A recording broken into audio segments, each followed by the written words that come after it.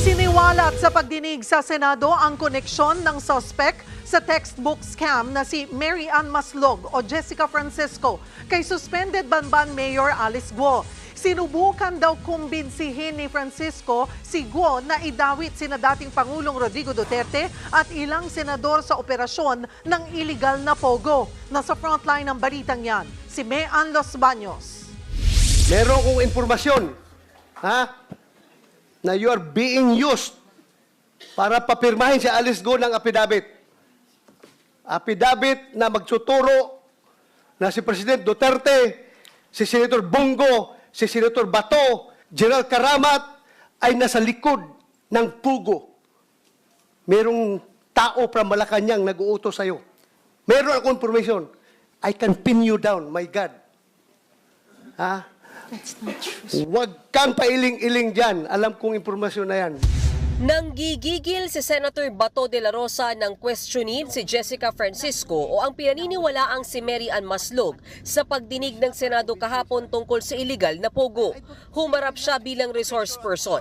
Ayon kay de la Rosa, nakatanggap siya ng impormasyong may nag-uutos kay Francisco mula sa Malacanang para idawit sila nila dating Pangulong Rodrigo Duterte, Senator Bongo at dating CIDG Chief Romeo Karamat sa pogo operation sa bansa. Ilang beses daw dumalaw si Francisco sa PNP Custodial Center kung saan nakakulong si Alice Guo para di umano papirmahin siya ng affidavit.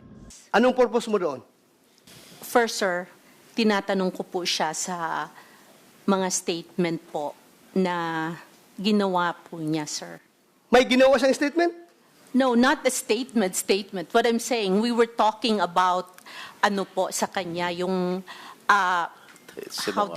how do you say it, yung kung ano po ang nangyari sa kanya. Ano ang pakialam mo sa kanya? Suspect si Maslog sa textbook scam noong 1998 at napaulat na patay na noong 2019 kaya hindi siya nahatulan sa kasong graft. Pero nitong Setyembre, nahuli siyang buhay ng NBI gamit na ang pangalang Jessica Francisco.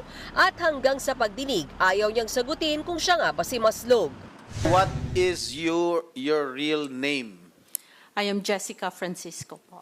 Can you produce us your birth certificate that you're indeed Jessica Francisco? I don't have it with me, Your Honor. But you have a birth certificate Yes, Your Honor. indicating that you're the real Jessica Francisco? Yes, Your Honor. Who is this Mary Ann Maslog?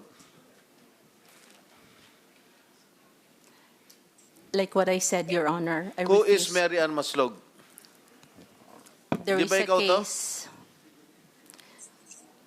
When you were still 30 pounds lighter? There is a pending case, Ikaw Your ba Honor. ito? That's not related to your case. I'm asking you, kung ikaw to, if this is you. Your Honor, there is a pending. If this is you, I cannot say, Your Honor. Pero anong koneksyon ni Maslog o Francisco kay Guo? Kwento niya, nilapitan siya ng PNP Intelligence Group para magpatulong na kontakin si Guo nang maiulat na umalis ng bansa ang dating alkalde at nagtago sa Indonesia. Kinumpirma naman ni PNP Intelligence OIC Brigadier General Romeo Macapas na ginamit nga nila si Francisco para makalapit kay Guo. Pero giit niya, si Francisco ang nagpresentang tumulong. Siya mismo pumunta sa'yo? Tawagan lang namin sir na nabanggit niya na may access siya kay Alice. So through Attorney David, nakausapin namin. So kinagat ko yung informasyon na yun sir. Kinumpirma rin ni Macapas na pinayagan nila si Francisco na bisitahin si Guo sa PNP Custodial Center. May sasabihin daw na mahalagang impormasyon ang dating Bamban Mayor. Dito na siya sinabihan ng mga senador na ibunyag ang mga malalaking tao na sinabi ni Guo na sangkot si iligal na pogo. Isa lang po yan sa mga names. Okay. Po. And,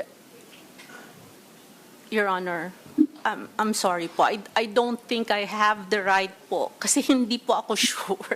Sinulat daw ni Francisco ang pangalang Faeldon na pinaniniwala ang si dating Bureau of Customs Chief Nicanor Faeldon noong administrasyong Duterte.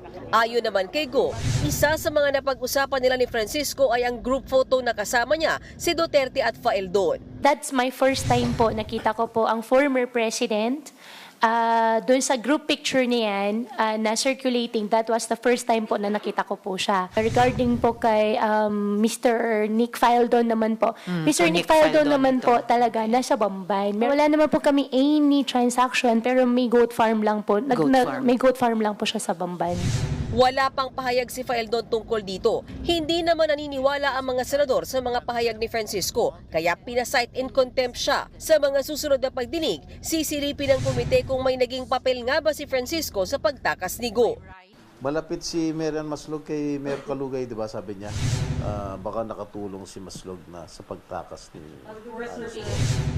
Nagbabalita mula sa Frontline, Mean Los Baños, News 5. Mga kapatid, Cheryl Cosim po, huwag maging huli at maging una sa lahat sa balitaan. Para sa tuloy-tuloy na talakayan sa Frontline, mag-follow at mag-subscribe sa social media pages ng News 5.